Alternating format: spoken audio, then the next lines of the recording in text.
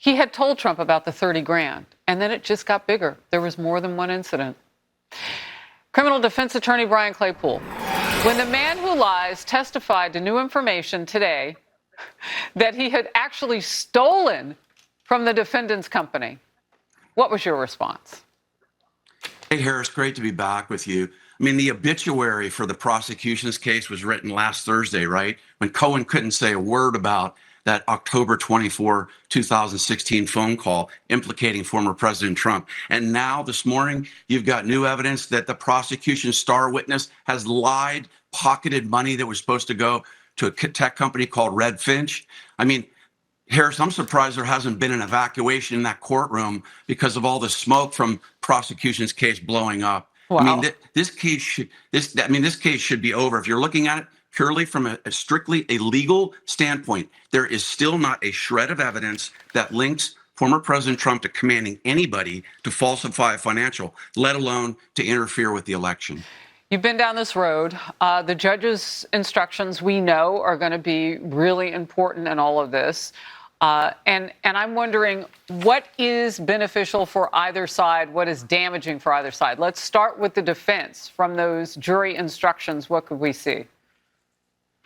Well, yeah, the jury instructions are going to be super important. So if there are questions on there involving, for example, let's say, did former President Trump have an affair with Stormy Daniels? That's completely irrelevant, right? But we've heard days of testimony about that. If there's a question about that, if there's questions about his character or the Access Hollywood tape, all of that is irrelevant. It's character assassination. But if you get into questions like that, then it's not good news for former President Trump. But that said, that's going to form the basis for an appeal. Look, what's going to help former President Trump are two basic questions for the jury.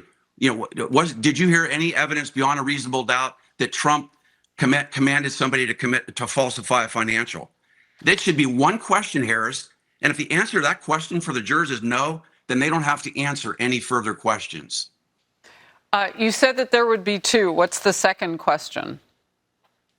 Yeah, well, then the second question should be, if for some reason this jury finds that Trump had any involvement in falsifying a financial, then the second question would be, did former President Trump do that with an intent to interfere with the 2016 election?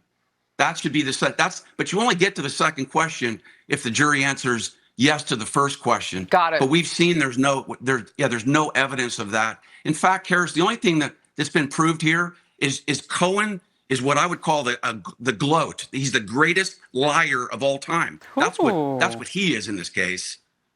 That is good. I mean, talk about some merch on the case. I think you got something going there. Yeah, that could be a T-shirt once this is over. Brian Claypool, always a pleasure to have you on. Thank you very much. Molly Hemingway.